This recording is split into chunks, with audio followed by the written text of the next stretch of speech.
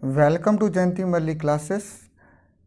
है गैस, आज आप सबके लिए मैथ का बहुत ही इंटरेस्टिंग वीडियो मेंसुरेशन टॉपिक से लेके आए हैं। ये जो वीडियो है ये सभी तरह के क्लास के लिए इम्पोर्टेंट है, चाहे आप 8 में पढ़ते हो या उससे नीचे के क्लास में भी हो, या 9th में हो, या तो 10th क्लास के स्टूडेंट हो, या मान लीजिए कि आप कॉम्पिटिशन की तैयारी करते हो, कॉम्पिटिशन का कोई भी एग्ज़ाम जिसमें मैथ का सिलेबस है, तो उस सभी एग्ज़ाम में मेंसुरेशन के जो क्वेश्चन पूछे जाते हैं वो अलग अलग हो सकते हैं, लेकिन मेंसुरेशन का जो थ्योरी है, मतलब उसका जो बेसिक कंसेप्ट है, थ्योरी वो अलग अलग नहीं हो सकता है।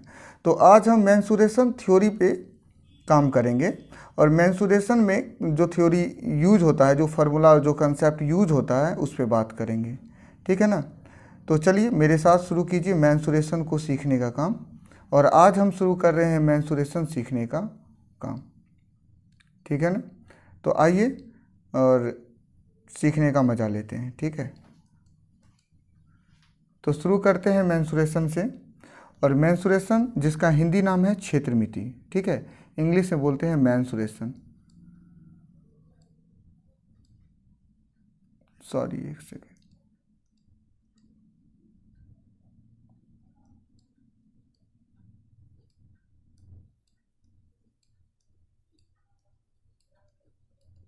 मेंसुरेशन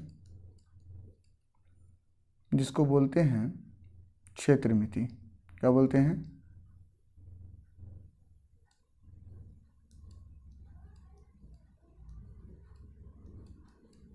क्षेत्रमिति। ठीक है, अक्षर पे मत जाइएगा, डिजिटल बोर्ड पे थोड़ा सा सॉरी डिजिटल बोर्ड पे डिफ़िकल्ट होता है लिखना। आइए हम बात करते हैं। सबसे पहले मेंसुरेशन को हम दो भागों में डिवाइड करके पढ़ेंगे। इसमें दो तरह की इमेज हैं, ठीक है, दो तरह के शेप होते हैं। एक को हम 2D बोलते हैं, एक को 3D बोलते हैं। तो एक 2D होता है, 2D शेप 2D होता है, ठीक है, और एक शेप होता है 3D शेप। 3D शेप, दो तरह की आकृति पाई जाती है मेंसुरेशन में, 2D आकृति, 3D आकृति। तो 2D जो शेप है ना, इसमें बहुत सारे तरह के फिगर होते हैं, बहुत तरह का अलग अलग। जैसे 2D में पहला चीज़ जो हम सब पढ़ेंगे वो होता है आयत के बारे में। तो सबसे पहले हम सब आयत पढ़ेंगे, ठीक है। दूसरा चीज़ जो हम सब पढ़ेंगे वो होगा वर्ग से जुड़ा हुआ, तो वर्ग पढ़ेंगे। तीसरा जो पढ़ेंगे वो होगा त्रिभुज। क्या होगा? त्रिभुज। उसके बाद जो हम सब पढ़ेंगे चौथा, वो होगा वृत्त। क्या होगा? वो वृत्त। उसके बाद जो हम सब पांचवा पढ़ेंगे वो होगा, वृत्त के बाद होगा वलय, जिसको इंग्लिश में रिंग बोलते हैं, ठीक है। वृत्त के साथ ही एक और टॉपिक पढ़ लेंगे वृत्त के साथ ही, जिसका नाम है अर्धवृत्त। वृत्त अर्धवृत्त उसी के साथ जुड़ा हुआ है, इसके लिए कोई अलग सा चीज़ नहीं है, वलय और रिंग। उसके बाद एक टॉपिक और पढ़ेंगे जो है चतुर्भुज।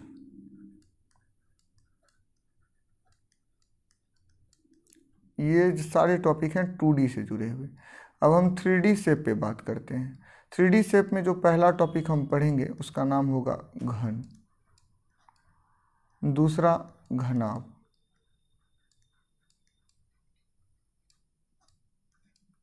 तीसरा टॉपिक जो हम पढ़ने जाएंगे उसका नाम होगा बेलन। उसके बाद चौथा टॉपिक शंकु। शंकु के बाद हम सब पढ़ेंगे गोला। गोला के बाद हम सब पढ़ेंगे अर्धगोला।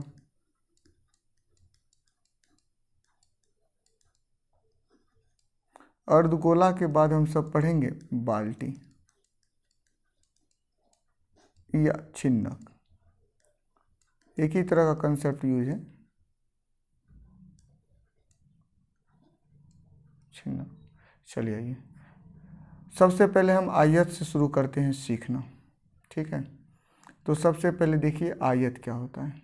तो पहला टॉपिक आयत। हम सबसे पहले बात करते हैं आयत के शेप के बारे में, मतलब उसका आकार क्या होता है, उसका देखने में वो आकार क्या है, आयत किस आकार का होता है। तो आइए आयत के बारे में बात करें। तो आयत ऐसा होता है, ठीक है। ये आयत की लंबाई है, सॉरी,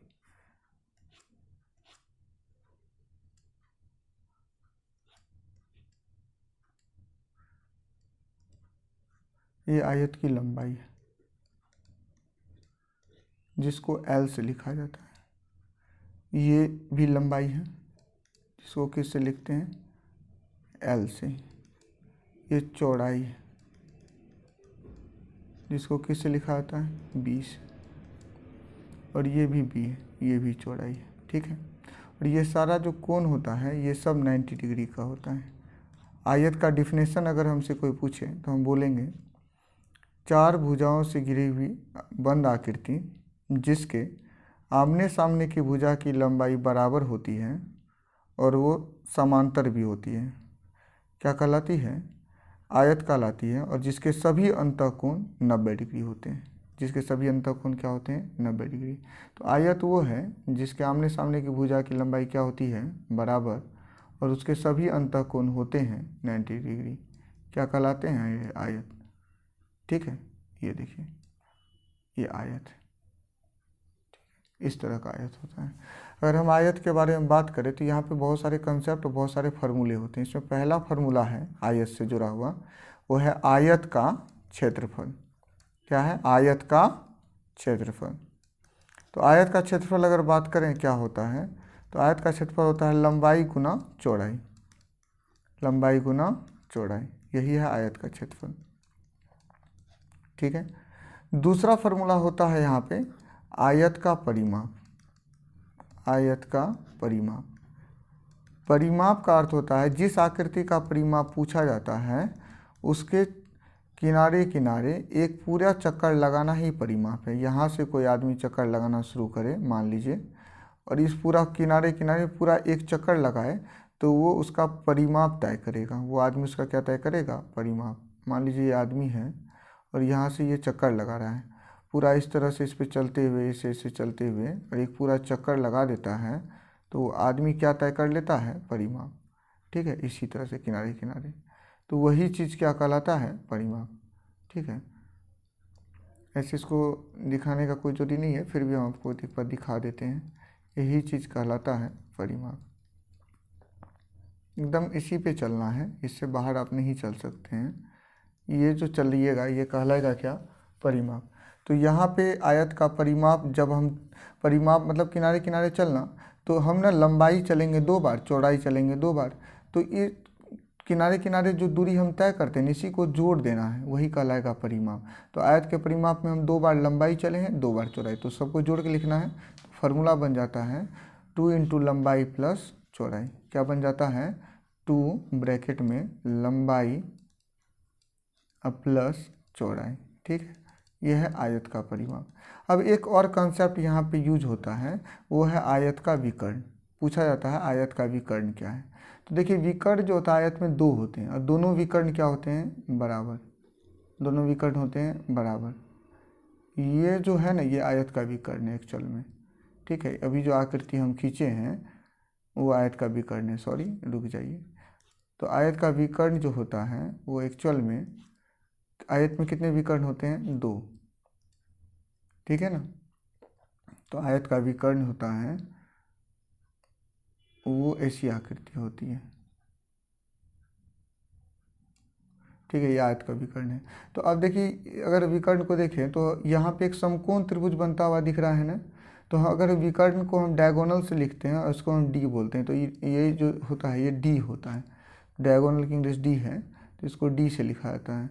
तो आयत का जो विकर्ण होता है उसको डी से लिखते हैं। तो इस डी को निकालने का एक फार्मूला हो सकता है, क्योंकि यहाँ एक समकोण त्रिभुज बनता हुआ दिख रहा है, तो समकोण त्रिभुज का ये जो है ना, ये जिसको यहाँ पे विकर्ण आप बोल रहे हैं ना, एक्चुअली में विकर्ण यहाँ जो है वो समकोण त्रिभुज का कर्ण है। और समकोण त्रिभुज का कर्ण हम कैसे निकालते हैं? तो समकोण त्रिभुज का कर्ण निकालने का जो फार्मूला है वो है लंब स्क्वायर जोड़ आधार स्क्वायर, है ना। तो वो फार्मूला है लंब स्क्वायर जोड़ आधार स्क्वायर, है ना। तो सॉरी, हाँ, लंब स्क्वायर जोड़ आधार स्क्वायर पे रूट ओवर। तो समकोण यहाँ पे आयत का विकर्ण क्या लिखेंगे? आयत का विकर्ण। तो आइए आयत का विकर्ण के बारे में बात करें। तो आयत का जो विकर्ण है वो एक्चुअल में ऐसा होगा कि ये विकर्ण होगा और ये कर्ण है। एक्चुअल में अपने आप में ये समकोण त्रिभुज में क्या है? कर्ण है। और कर्ण बराबर होता है लंब स्क्वायर जोड़ आधार स्क्वायर। तो लंब आधार तो यही सब है, तो मतलब एल का स्क्वायर जोड़ बी का स्क्वायर और उस पर क्या? Root over. यही है आयत का विकर्ण, ठीक है। ये हुआ आयत से रिलेटेड। अब हम नया स्लाइड लेते हैं। आयत में इतने ही कंसेप्ट थे और नए स्लाइड पे हम वर्ग के बारे में बात करेंगे। चलिए आइए, अब नेक्स्ट टॉपिक पे हम क्या बात करने जा रहे हैं? वर्ग के बारे में। तो अब हम जो टॉपिक बनाए हैं उसका नाम है वर्ग। क्या नाम है? वर्ग, ठीक है। तो वर्ग को देखिए, वर्ग कैसा होता है। सबसे पहले हम वर्ग के शेप के बारे में बात करते हैं कि वर्ग आकृति कैसी होती है देखने में, ठीक है। देखिए, अगर हम वर्ग के शेप के बारे में बात करें तो ये वर्ग है, ठीक है। ऐसा ही होता है वर्ग, ठीक। तो वर्ग का अगर कोई परिभाषा पूछ दे वर्ग क्या है, तो चार भुजाओं से बंद आकृति जिसके सभी भुजा की माप बराबर हो और प्रत्येक अंतःकोण समकोण हो, मतलब 90 डिग्री का हो, क्या कहलाता है? वर्ग। वर्ग के जो अंदर कोण होते हैं वो सब होते हैं समकोण। ये सब 90 डिग्री का कोण होगा वर्ग का। तो चार भुजाओं से बंद आकृति जिसके प्रत्येक अंतःकोण होते हैं समकोण कहलाते हैं वर्ग। ये वर्ग है। तो वर्ग की सब भुजा बराबर होती है, बंद आकृति उसके सब भुजा बराबर होती है। तो वर्ग की जो भुजा होती है, एक्चुअल में उसको ए से लिखते हैं। तो वर्ग की जो भुजा होती है, ये वर्ग की भुजा, उसको किससे लिखा जाता है? ए से, उसी को ए बोलते हैं। तो ये भी ए है, ये भी ए है, ये भी ए है और ये भी ए है, चार भुजा है। तो इससे पहला जो फार्मूला होता है वो होता है वर्ग का क्षेत्रफल। वर्ग का क्षेत्रफल। अब कहिएगा वर्ग का क्षेत्रफल क्या होता है? तो वर्ग का क्षेत्रफल होता है भुजा स्क्वायर, ठीक है, भुजा स्क्वायर। यही है वर्ग का क्षेत्रफल। आइए नेक्स्ट पे आते हैं। तो वर्ग का परिमाप होता है, वर्ग का परिमाप। वर्ग के परिमाप के बारे में बात करें क्या होता है? तो वर्ग किसी भी आकृति का परिमाप उसके किनारे किनारे घूमना, अभी बताए थे। इसमें किनारे किनारे घूमिएगा और जितना लंबाई तय कीजिएगा सबको जोड़ देना ही परिमाप होगा। तो आप किनारे किनारे घूमिएगा तो कितना लंबाई तय होगा? एक बार ए यहाँ आएगा, एक बार ए यहाँ, एक बार ए यहाँ, एक बार ए यहाँ। तो 4 बार ए आएगा, कितना आएगा? 4 ए। तो 4 ए मतलब 4 गुना भुजा, 4 गुना एक भुजा, ये है क्या? एक भुजा। इसी को 4a भी बोलते हैं। यही है वर्ग का क्या? परिमाप। अब एक कंसेप्ट और यूज होता है और उसके बारे में बात करें तो वो है वर्ग का, बोलिए ना, वर्ग का विकर्ण, ठीक है। तो हम वर्ग के विकर्ण के बारे में बात कर रहे हैं, ठीक है। तो वर्ग का जो विकर्ण है वो कैसा होता है? तो वर्ग का में 2 विकर्ण होते हैं, दोनों विकर्ण की लंबाई होती है बराबर, दोनों विकर्ण की लंबाई होती है बराबर। वर्ग में कितने विकर्ण होते हैं? 2, और उसकी लंबाई होती है बराबर, ठीक है। तो वर्ग का विकर्ण यहाँ से होता है, इस तरह का शेप होता है और ये होता है, यही वर्ग का विकर्ण है। 2 विकर्ण होते हैं।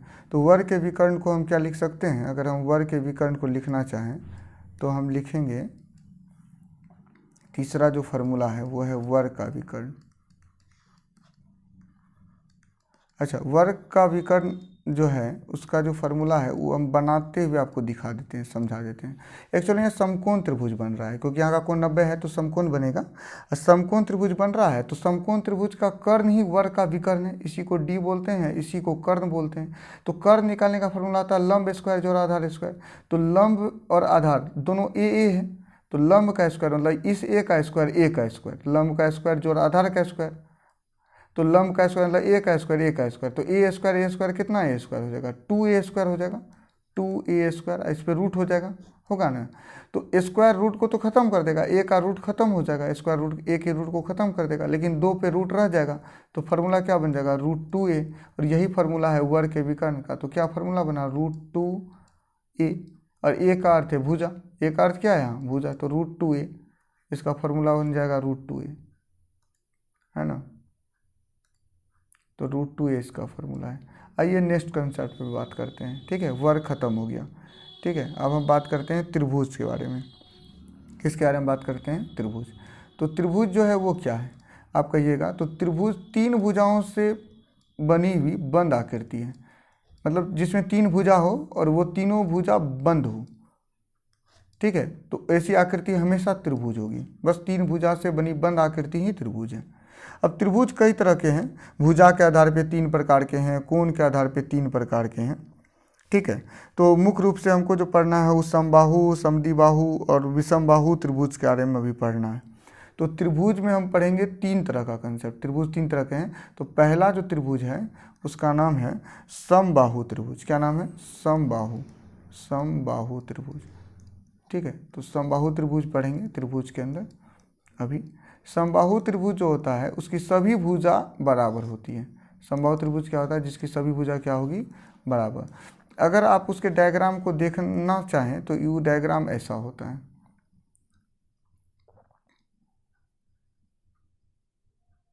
ठीक है। ये जो त्रिभुज आपको दिख रहा है अभी इस स्क्रीन पे, वो समबाहु त्रिभुज है। इसकी सब भुजा बराबर होती है, और सब भुजा बराबर होती है तो भुजा जो होती है समबाहु त्रिभुज की वो सब बराबर होती है, तो इसकी भुजा को ए से लिखा जाता है। किससे लिखा जाता है, ए से, ठीक है। तो एक्चुअल में इसकी सब भुजा बराबर होती है और उसको किससे लिखते हैं, ए से। तो इसकी भुजा होती है ऐसी, ये भुजा है इसकी, और इसको किससे लिखते हैं, ए से। तो ये ए है तो ये भी क्या होगा, ए, और ये भी क्या होगा, ए, है ना।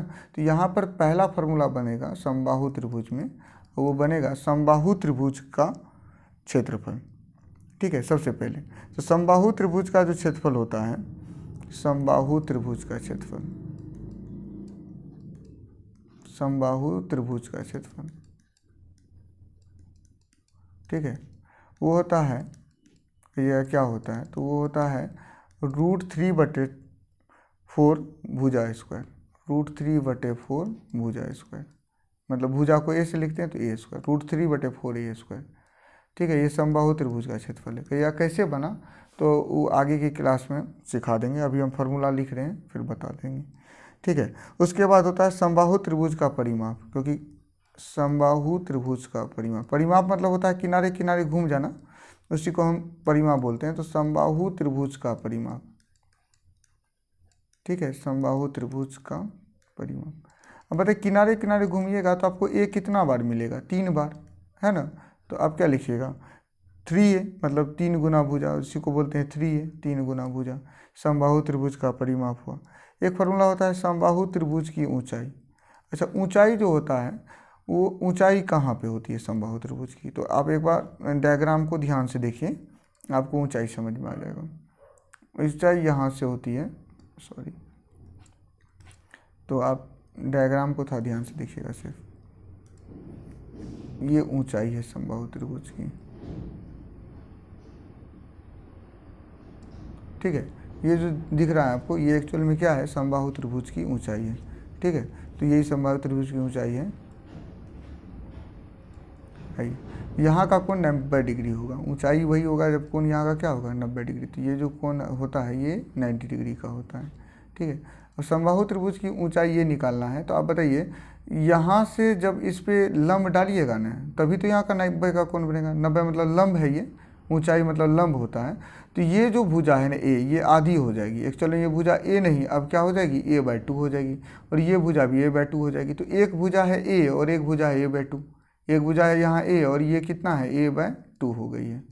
अभी लंब डालने के बाद a/2 हो गई है, ऐसे a/2 नहीं रहेगी। अभी लंब डालने से कितना हो गई है, a/2। अभी हम हटा देंगे इसको, हम समझा रहे हैं सिर्फ, तो a/2 हो जाएगी। अब यहाँ का जब हमको ऊंचाई निकालना है, ये ऊंचाई को निकालना है, तो अब बताइए आपको एक समकोण त्रिभुज दिख रहा है ना, क्योंकि यहाँ का कोण 90 है, इधर 90 है तो ये भी 90 है, ये एक समकोण त्रिभुज दिख रहा है। और समकोण त्रिभुज की ऊंचाई बराबर फार्मूला क्या होता है, तो आप बोलिएगा कर्ण का स्क्वायर माइनस आधार का स्क्वायर। तो कर्ण क्या है, ए स्क्वायर है। कर्ण के बारे में बात करें तो आप बोलिएगा वो ए स्क्वायर है। और आधार क्या है, कर्ण का स्क्वायर माइनस आधार का स्क्वायर। आधार क्या है आपका, कर्ण ए है ना, तो कर्ण का स्क्वायर मतलब ए का स्क्वायर, आधार का स्क्वायर तो आधार है a/2, तो a/2 का स्क्वायर मतलब a²/4 है ना। इसके नीचे एक छुपा है, इस दोनों को सॉल्व कीजिएगा तो ये 4 हो जाएगा, और ये हो जाएगा 4 से a² का गुना 4a², और माइनस क्या हो जाएगा, यहाँ पे अगर माइनस के बारे में बात करें तो माइनस हो जाएगा क्या, 4 से 4 में भगा दिए कट गया a², ये हो जाएगा क्या, 4a² में से a² कट गया तो क्या बचेगा 3a² बटे क्या हो जाएगा 4, ऐसा ही हो जाएगा ना 3a²/4।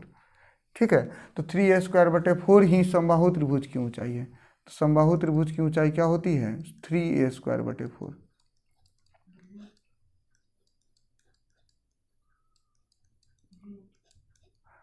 हाँ, इसमें समबाहु त्रिभुज की ऊंचाई में पूरे पे रूट लगेगा। ठीक है, तो यहाँ पे थोड़ा मिस हो गया था, तो इसीलिए इस पे पूरे पे रूट होगा तो इस पूरे पे भी रूट हो जाएगा, और जब पूरे पे रूट हो जाएगा तो ये हो जाएगा √3/2a², √3/2। यहाँ पे जगह कम रहने के कारण थोड़ा दिक्कत हो गया। ठीक है, ऐसे हम इसको बाद में यहाँ पे √3/2a² हो जाएगा। ठीक है, एक सेकेंड रुक जाइए।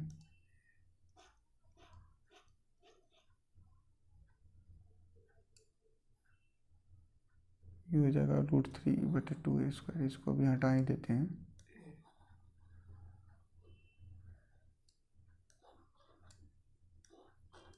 दूसरे स्लाइड पे इसको बता देंगे आपको।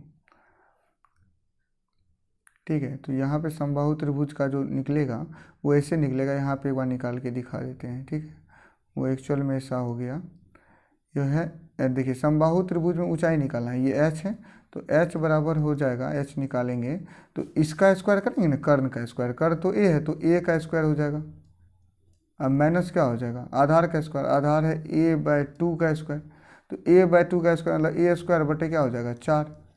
अब इस दोनों को सॉल्व कीजिएगा तो ये क्या हो जाएगा, इसका लॉसल लेने का जब सॉल्व कीजिएगा तो ये हो जाएगा क्या, नीचे में 4, तो ये 4 से नीचे वाले ऊपर वाले a² का गुना 4a² हो जाएगा। इसको सॉल्व कीजिएगा तो ये हो जाएगा क्या a²।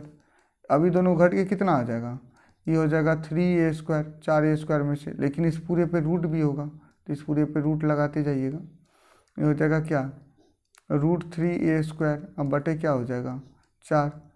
अब ऊपर में तो रूट रह जाएगा, ये √3 पे रूट रह जाएगा तो ये हो जाएगा √3, क्योंकि इस पर से रूट नहीं हट सकता है, और 4 पर का वर्गमूल हो जाएगा 2, तो 4 पर से रूट हट जाएगा, और a² स्क्वायर रूट को a के स्क्वायर जो है वो a के रूट को ख़त्म कर देगा, तो ये यहाँ पे बच जाएगा a, तो क्या हो गया फार्मूला √3/2a, √3/2a, तो इसका फार्मूला होता है √3/2a, √3/2a। ठीक है, चलिए थोड़ा टाइम लग गया इसको बताने में, इतना कंसेप्ट होता है समबाहु त्रिभुज में। तो चलिए नेक्स्ट बोर्ड पे आते हैं, स्लाइड पे। यहाँ पे हम प्रूफ भी कर दिए ऊंचाई हम कैसे निकाले हैं। ठीक है, समबाहु त्रिभुज क्या है, विषमबाहु त्रिभुज के बारे में बात करते हैं। ठीक है, ये विषमबाहु त्रिभुज बात करेंगे। विषमबाहु त्रिभुज क्या है, विषमबाहु, विषमबाहु। ठीक है, त्रिभुज है तो त्रिभुज। चलिए, तो ये विषमबाहु त्रिभुज के बारे में बात हो रहा है। एक्चुअल में उसका जो डायग्राम होता है ना, विषमबाहु त्रिभुज मतलब उसकी भुजा जो है वो बराबर नहीं होगी, सब भुजा अलग अलग टाइप को आपको दिखेगी। तो विषमबाहु त्रिभुज वो है जिसकी भुजा क्या होती है, अलग अलग तरह की होती है। तो एक्चुअल में उसकी जो भुजा होगी ना,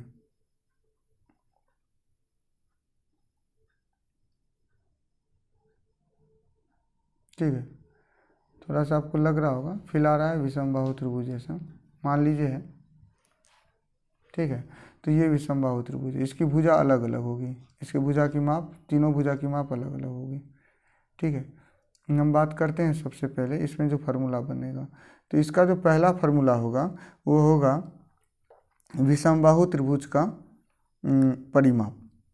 तो पहला होता है विषमबाहु त्रिभुज का परिमाप, मतलब परिमाप। ठीक है, डायरेक्ट भी लिख सकते हैं विषमबाहु त्रिभुज का परिमाप, विषमबाहु त्रिभुज का परिमाप।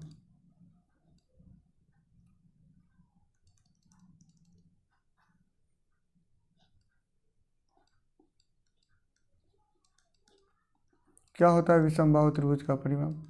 इसकी तीनों भुजा अलग अलग होगी। ये ए है मान लीजिए, तो ये है बी और ये है सी, तो तीनों अलग अलग है।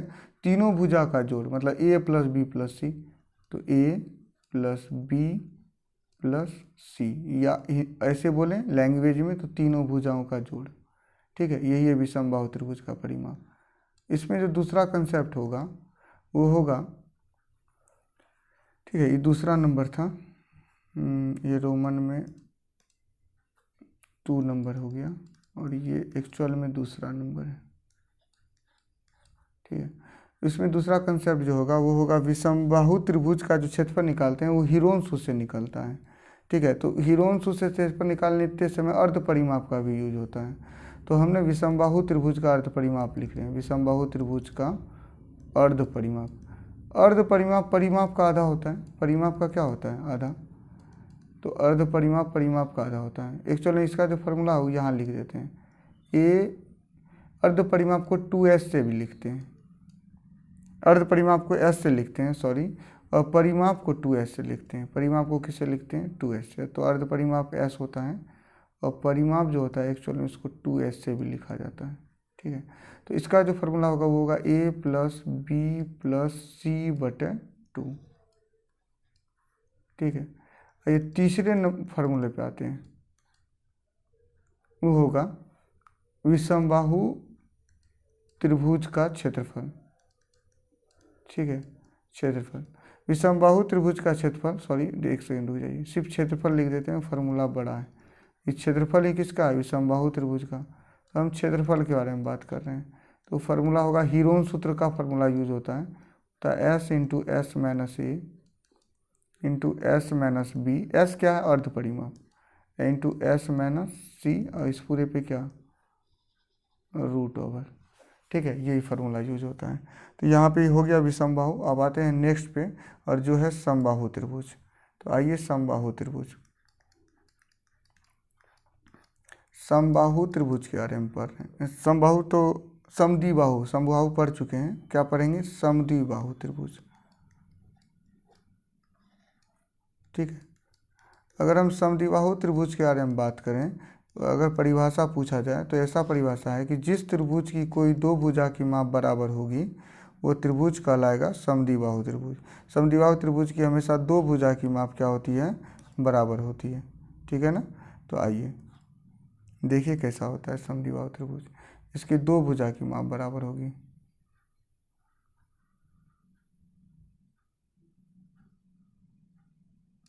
ठीक है, मान लीजिए ये भुजा ए है, सॉरी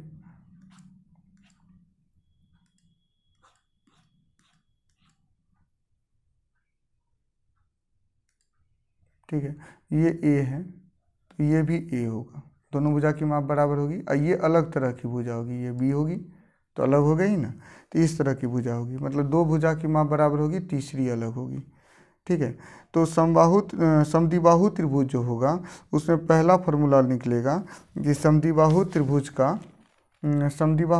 का परिमाप क्या होता है। ठीक है, तो पहला फार्मूला यहाँ लिख देते हैं, समद्विबाहु त्रिभुज का परिमाप, समद्विबाहु त्रिभुज का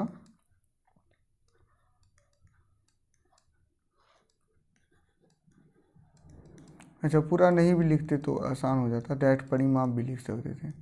समद्विबाहु त्रिभुज का जो परिमाप होता है वो होता है, देखिए परिमाप मतलब तीनों भुजा को जोड़ना है, तो ए तो जुड़ गया तो 2a हो गया, दोनों एक साथ जुड़ जाएगा, और b तो इसके साथ नहीं जुटेगा तो प्लस क्या हो जाएगा? b।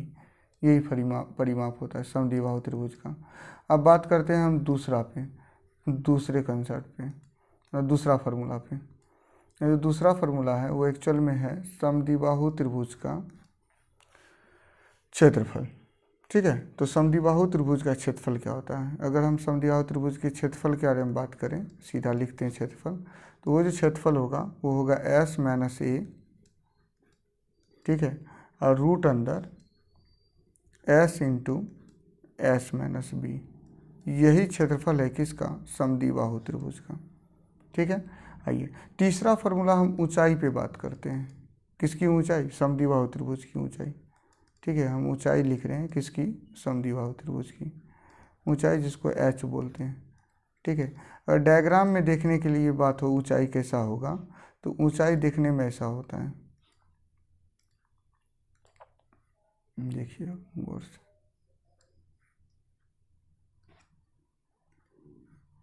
ये जो डायग्राम आपको दिख रहा है, सॉरी एक सेकेंड मुझे,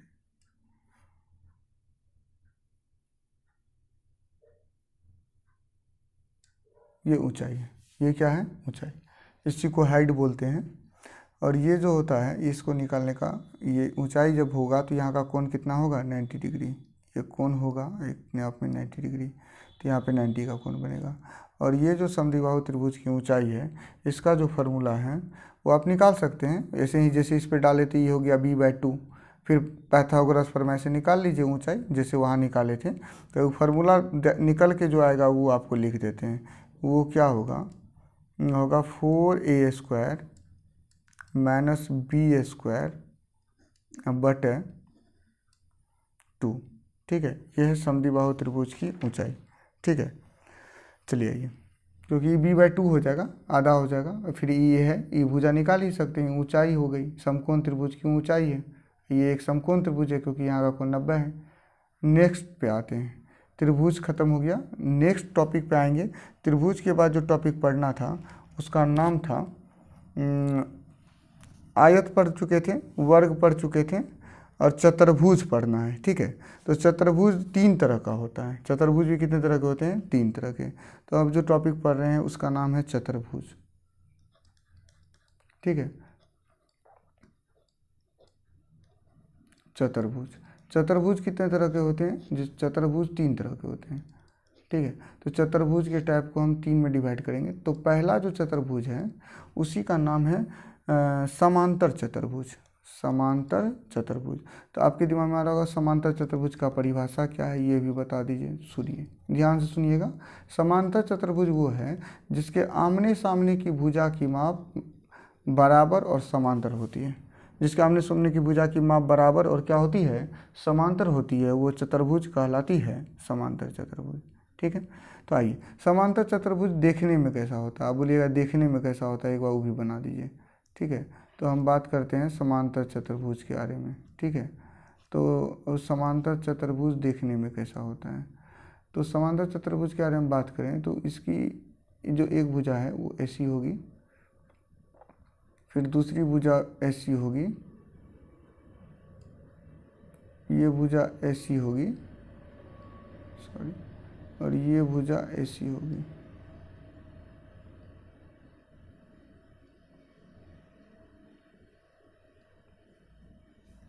सॉरी थोड़ा सा गड़बड़ हो गया।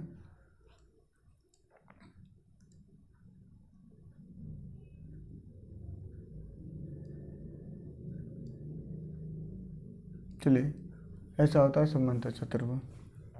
ठीक है, समांतर चतुर्भुज की आमने सामने की भुजा की माप क्या होती है, बराबर और समांतर भी होती है। ये भुजा अगर ए है तो ये भी है ए, ये बी है तो ये है बी। ठीक है, कोण के लिए हम नहीं कर सकते 90 डिग्री। अगर समांतर ये कोण जो होता है ये अलग अलग माप का हो सकता है। ठीक है, और समांतर चतुर्भुज में 2 विकर्ण होते हैं, डायगोनलों की संख्या होती है 2। कितने डायगोनल होते हैं, 2। तो समांतर चतुर्भुज के डायगोनल के बारे में बात करें तो उसमें विकर्णों की संख्या होती है 2। ठीक है, एक विकर्ण यहाँ से ऐसे खींचा जाता है जो ऐसे होता है यहाँ था। ठीक है, दूसरा विकर्ण ऐसे होता है, ऐसे आकर के यहाँ जा। समांतर चतुर्भुज में कितने विकर्ण होते हैं, 2। इसको D1 बोलते हैं, तो इसको D2 बोलते हैं। ठीक है, ये D2 है, 2 विकर्ण होते हैं। अब यहाँ पे जो पहला फार्मूला बनता है वो ये है कि समांतर चतुर्भुज का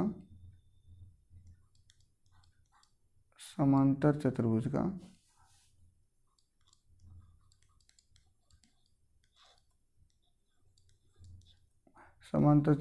का क्षेत्रफल क्या बनता है, समांतर चतुर्भुज का क्षेत्रफल वो होता है समांतर चतुर्भुज का जो क्षेत्रफल है वो होता है आधार गुना ऊंचाई, आधार गुना ऊंचाई। तो आपको ऊंचाई दिया रहेगा, यहाँ पे ऊंचाई हम दिखाई नहीं है, यहाँ से जो लंब खींच दीजिएगा ना इस पर, ये ऊंचाई कहलाएगी। हम विकर्ण ऊंचाई सब दिखा देंगे तो बड़ा घिचर पिटिर हो जाएगा, इसलिए नहीं दिखाया। यहाँ से जो इस पर लंब खींचेंगे तो ऊंचाई कहलाएगी, यहाँ ऊंचाई बनेगा। ठीक है, तो समांतर चतुर्भुज की ऊंचाई जो होगी वो होगी आधार समांतर चतुर्भुज का क्षेत्रफल जो होगा वो होगा क्या, आधार गुना ऊंचाई, आधार गुना ऊंचाई। ठीक है, ऊंचाई, ये ऊंचाई एक बार दिखा दीजिए। चलिए ऊंचाई एक बार दिखाई देते हैं, बिना ऊंचाई देखे बिना फील नहीं आएगा, इसे देख लीजिए। ऊंचाई यहाँ से लेकर के ये भुजा होती है, इस भुजा को ही ऊंचाई बोलते हैं समांतर चतुर्भुज का, ये ऐसा होता है, ये ऊंचाई है। इसी को एस से लिखते हैं। ये जो भुजा है ना एक्चुअल में ये क्या है, इसके बारे में बात करें तो ये एक्चुअल में कुछ और नहीं, एक्चुअल में कुछ और नहीं, एच है। ठीक है, इसी को एच बोलते हैं, ये एच है समांतर चतुर्भुज का ऊंचाई है। ठीक है, तो आइए बात करते हैं दूसरे फार्मूला पे। वो दूसरा जो फार्मूला है वो ये है, समांतर चतुर्भुज का परिमाप। परिमाप के बारे में बात करते हैं। किसके बारे में बात कर रहे हैं, परिमाप के बारे में। तो परिमाप, किसका परिमाप लिख रहे हैं, समांतर चतुर्भुज का। परिमाप जो होता है वो होता है 2, तो परिमाप मतलब पूरा घूमना है, तो 2 बार लंबाई ए आएगा, 2 बार बी आएगा, तो 2 ब्रैकेट में ए प्लस बी, 2 ब्रैकेट में ए प्लस बी, तो ये समांतर चतुर्भुज हो गया। ठीक है, अब समांतर चतुर्भुज के बाद सम चतुर्भुज के बारे में बात करेंगे। ठीक है, आयत वर्ग भी तो चतुर्भुज ही है, जिसको हम पढ़ चुके हैं अब, तो इसलिए आयत वर्ग के बारे में बात नहीं करेंगे हम, समांतर चतुर्भुज सम चतुर्भुज के बारे में बात करेंगे। तो आइए नेक्स्ट पे जो टॉपिक बना रहे हैं उसका नाम है सम चतुर्भुज। सम चतुर्भुज 14 के 0 भी चतुर्भुज है। ठीक है, सम चतुर्भुज जो होता है उसकी सब भुजा की माप होती है बराबर। ठीक है, तो सम चतुर्भुज कैसा होगा आपके दिमाग में आ रहा होगा। तो अब देखिए ये एक्चुअल में ऐसा होता है। ठीक है, ये एक सम चतुर्भुज है। ठीक है, ऐसा भी हो सकता है, और ये इसकी आकृति दूसरे तरीके के भी हो सकती है। आपको यह कैसा हो सकती है, तो आयत भी एक, वर्ग भी एक सम चतुर्भुज है, जो अभी आपको बोर्ड पे दिख रहा होगा, एक सम चतुर्भुज। और एक आकृति ऐसी हो सकती है, ये ऐसा भी हो सकता है देखने में। ठीक है, ये भी सम चतुर्भुज है, तो इसको भी ध्यान से देख लीजिएगा एक बार, जिसको खींच रहे हैं, दोनों सम चतुर्भुज है। ठीक है,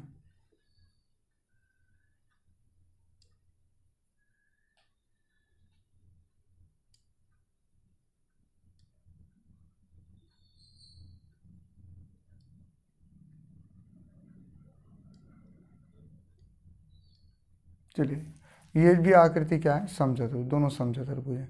ठीक है, इस सम चतुर्भुज की सब भुजा की माप बराबर होगी, तो ये ए है, मान लीजिए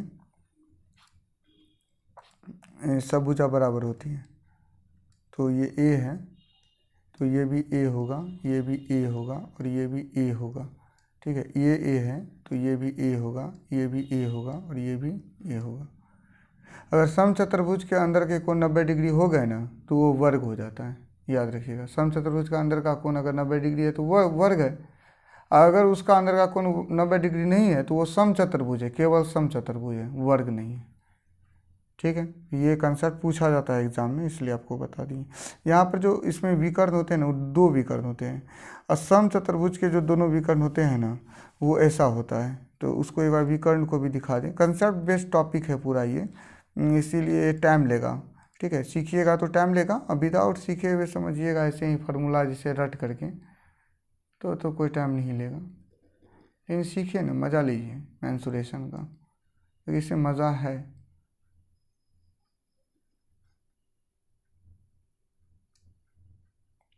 ठीक है, एक विकर्ण यहाँ भी आप खींच सकते हैं।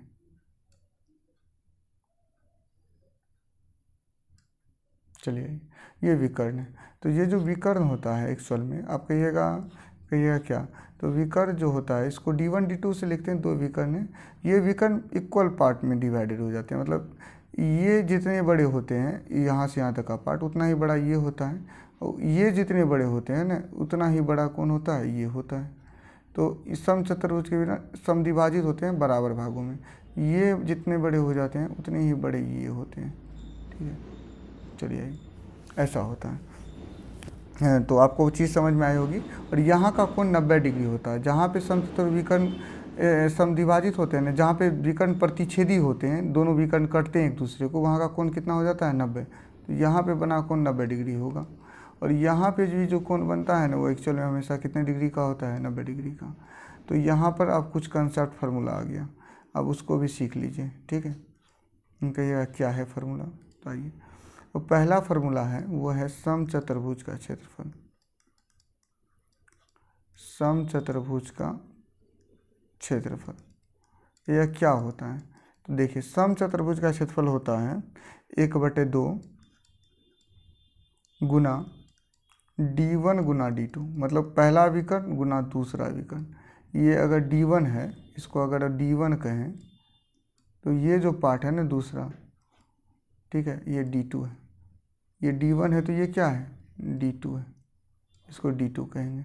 ठीक है, d1 d2, d1 ये d2 ये अलग अलग विकर्ण। तो यही है समचतुर्भुज का फॉर्मूला। और भी फार्मूला है समचतुर्भुज के क्षेत्रफल को निकालने का, याद है कि आप लिख सकते हैं। समचतुर्भुज का क्षेत्रफल एक और फार्मूला होता है, वो होता है आधार गुना ऊंचाई। क्या होता है, आधार गुना ऊंचाई। ठीक है ना, आधार गुना ऊंचाई। समचतुर्भुज को निकालने के दो फार्मूले आपको भी बता दिए। आइए नेक्स्ट पॉइंट पे आते हैं। समचतुर्भुज क्लियर हो गया, और नेक्स्ट जो पॉइंट है वह है समलंब चतुर्भुज। कौन सा टॉपिक बन रहा है, समलंब चतुर्भुज। तो हम पढ़ने जा रहे हैं समलंब चतुर्भुज। समलंब चतुर्भुज कहिएगा कैसा होता है, एक बार डायग्राम बना दिए। तो आइए हम डायग्राम देखने का प्रयास करते हैं। समलंब चतुर्भुज का अगर कोई परिभाषा पूछ ले, क्या पूछ ले, परिभाषा, तो एक्चुअल में जो इसका परिभाषा है ना वो ये है कि जिस चतुर्भुज की एक जोड़ी भुजा समांतर हो और एक जोड़ी भुजा समांतर नहीं हो, समलंब चतुर्भुज कहलाता है। ठीक है, तो जिस चतुर्भुज की एक जोड़ी भुजा समांतर हो जाए और एक जोड़ी भुजा समांतर ना हो, क्या कहलाएगा, समलंब चतुर्भुज। उसमें दो तरह का डायग्राम बनाया जा सकता है, इसलिए दोनों डायग्राम को देख करके समझने का प्रयास कीजिएगा। पहले डायग्राम के बारे में बात करें, आपके यह कैसा बन सकता है, तो देखिए तो पहला डायग्राम है वो ऐसा बन सकता है।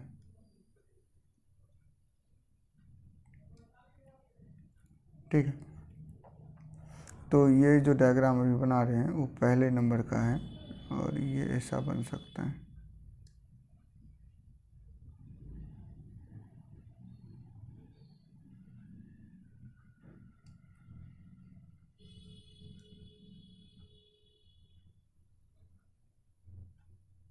देखिए ये दोनों भुजा समांतर हैं और ये दोनों भुजा समांतर नहीं है। ये अगर बात करें तो ये दोनों समांतर है, ये दोनों समांतर नहीं है। ठीक है ना, तो अब ये भुजा ए है, ये बी है, ये सी है और ये डी है। ठीक है, ये समांतर भुजा है। ये दोनों के बीच की दूरी हर जगह बराबर है, तो कैसी भुजा है, समांतर। और ये दोनों समांतर नहीं है। ए बी और सी डी समांतर भुजा है। अगर इस समलंब चतुर्भुज की बात करें तो ए बी समांतर है किसका, सी डी का, है ना, ए बी समांतर सी डी है। ठीक है, और ए बी समांतर है किसका, सी डी का। ठीक है, और ऐसा हो सकता है ए बी समांतर सी डी है इसमें। ठीक है, ए बी समांतर सी डी है और ए डी समांतर नहीं है, समांतर नहीं है, मतलब ए डी समांतर नहीं है किसका,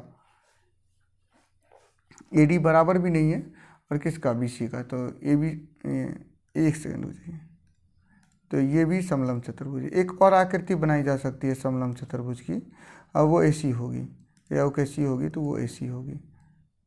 ठीक है, उसके बारे में बात करें तो वो ऐसी होगी।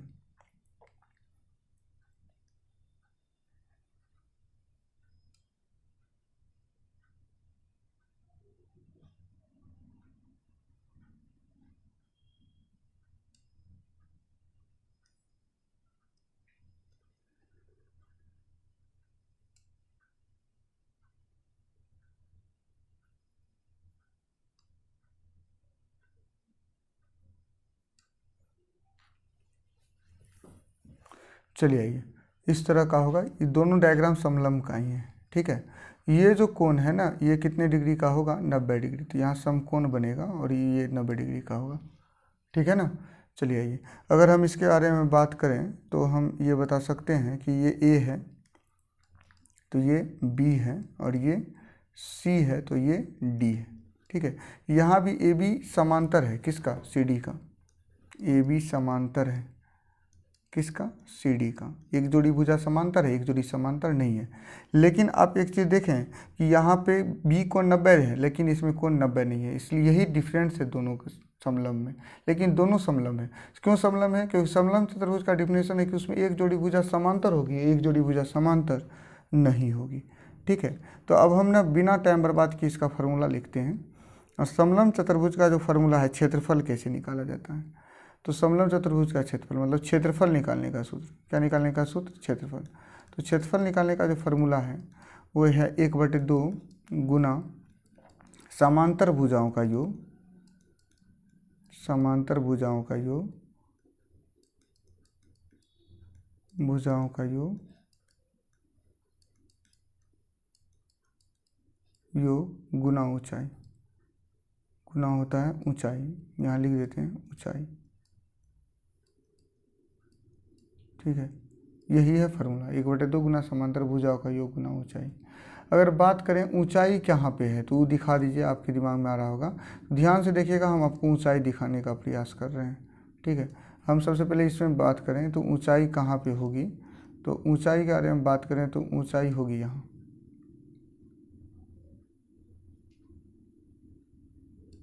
ये ऊंचाई है।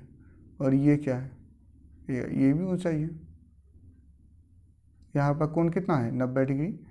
यहाँ पे बना हुआ कोण 90 है, इसलिए ये है ऊंचाई। यहाँ का कोण है 90, ठीक है। तो ये क्या हुआ, ऊंचाई। चलिए यहाँ तक ही आज की क्लास को रखते हैं। एक टॉपिक इसमें वृत्त बच रहा है, एगो अर्धवृत्त भी बच रहा है। वृत्त, अर्धवृत्त और रिंग, इस पर एक छोटा सा वीडियो हम लाएंगे, उसके बाद हम 3D वीडियो लाएंगे, ठीक है। क्योंकि वीडियो ज़्यादा लंबा करके कोई फ़ायदा नहीं है, तो आपको भी देखने में असुविधा होगी, ज़्यादा बड़ा हो जाएगा तो। चलिए, उम्मीद करते हैं कि आज का जो सेशन था, जो मेंसुरेशन हम सब सीखने का प्रयास कर रहे थे, आपको अच्छा लगेगा, ठीक है, मज़ा आया होगा। और मैथ जिससे आप सबको डर लगता है ना, धीरे धीरे डर ख़त्म हो जाएगा, क्योंकि मैथ सीखने की चीज़ है।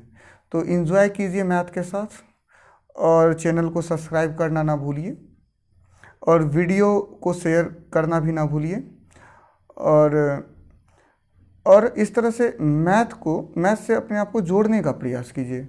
मेरा उद्देश्य है कि मैथ हर किसी के लिए आसान हो, और कोई भी सब्जेक्ट जो है वो सीखने का सब्जेक्ट है, वो सीखने का है, रटने का नहीं, समझने का है। तो मेरा यही उद्देश्य है कि ये जन जन तक पहुँचे, हर जगह तक पहुँचे ये सीखने की कला। और इसलिए आप ज़रूर